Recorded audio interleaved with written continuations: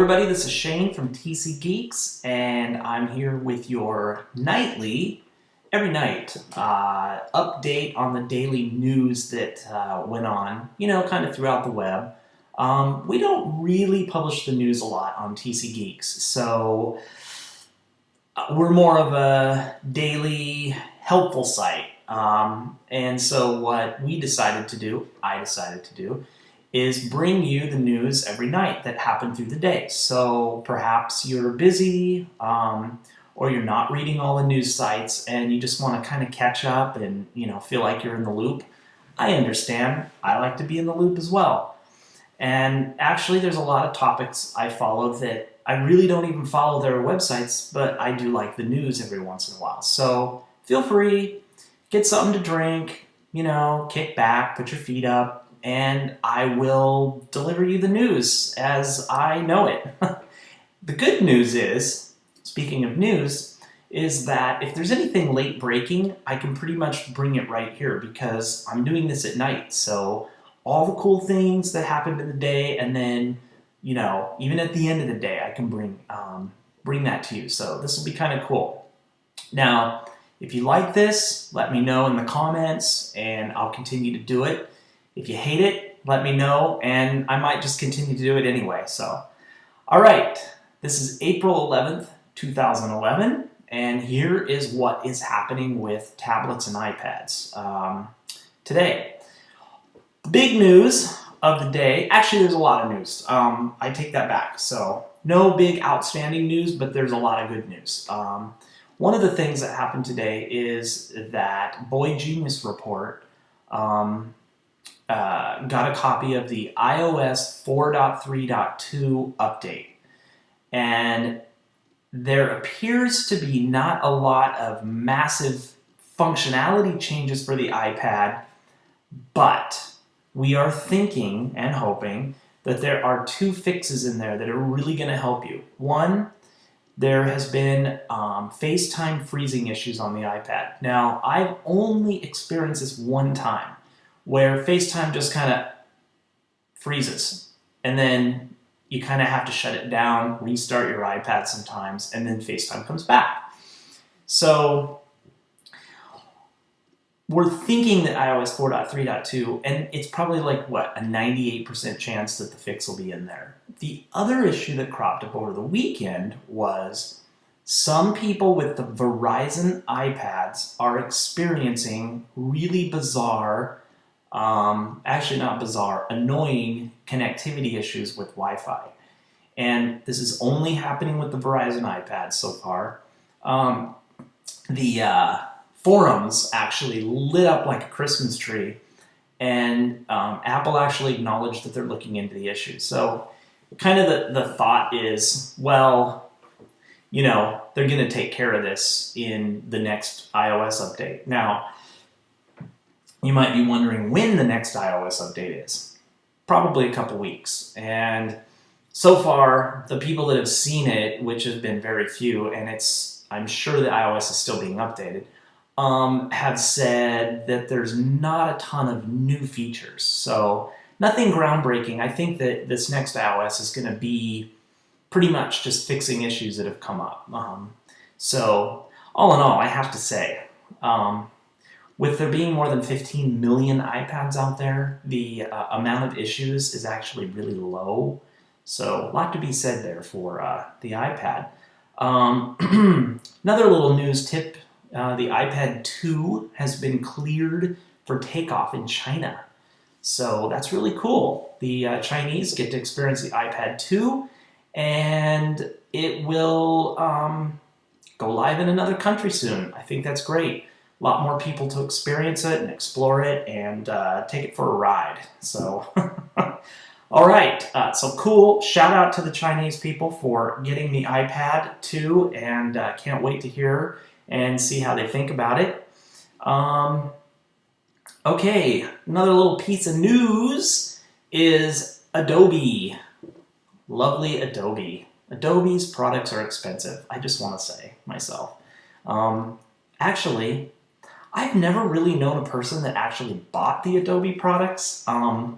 everybody I know usually steals them somehow. I hate to say that, and I'm kind of stating that publicly. I haven't ever stolen one. I own Elements because that's all I could really get. But anyway, that's not the news. The news is that the news is that Adobe has announced 3 new apps for the iPad. One is called, I think there's Easel and Lava, and let's see here, there was, yeah, I love the names of these too, by the way. So what are they called? Okay, I have to, I should know this, but I'm just trying to bring it back from memory. Yeah, there was Color Lava, and then Easel, and then, oh, Nav. Okay, so the big deal with these apps, though, is that I don't believe they're actually standalone apps. What they are is they work with Photoshop. And so it's all on a subscription-based model for CS5. So it appears to me that what Adobe is actually doing is they are extending the functionality of Photoshop onto the tablets. And that's a different model. I don't know how that's going to work. You know, Daryl Etherington over on the Apple blog, no, GigaOM. I got to get these right. There's so many of them. On GigaOM, which is the Apple blog. Okay, same thing. He wrote a really great piece about, you know, this whole topic and is Adobe doing the right thing? I don't know. It could take off. I think it's a cool concept that they're extending Photoshop onto the tablet because really ideally, Photoshop is a really good desktop application, but when you move it to the iPad, you kind of lose a lot of functionality. So anyway, look for that. That's going to be something cool, and that was breaking news today. The other thing is another big news item. Bloomberg released a very low subscription app, and this is the, what is it, the 4th? I believe it's the 4th or 5th, or maybe even the 3rd. Guess I could get my numbers right, couldn't I? It's needless to say, as a side point, you may not see me on CNN if I can't get my facts straight. So 3, 4, or 5, whatever. It's more than 2. I know that. More than 2 apps now have subscription-based models to them. And if you don't know what that is, Apple came out with the ability, I think it was, yeah, iOS 4.2, and made it better in 4.3, where you could do subscription-based apps. So the Daily was one of the first. And what that means is you pay for the app, and then it goes on a recurring subscription. So you could do 1 year, or you could do month to month, or week. I think you can even do week to week. And, you know, they got a lot of flack for that. And a lot of people have gotten a lot of flack for this. But almost you can start to see a trend happening. Daily did it, and then a few others did it. Now Bloomberg did it. And we're starting to see this period of subscription-based apps slowly start to take off and bubble. And I think this is akin to another infographic I saw this weekend on will the iPad, or a tablet, I should say, will a tablet become your Sunday newspaper? And when you think about that, if you could have coupons and the ads and then stories and commentary and opinions, it really could become your Sunday newspaper. And for years, people have paid for Sunday papers, you know? So is there really a difference if the price is comparable to a Sunday paper that you're paying? I don't know.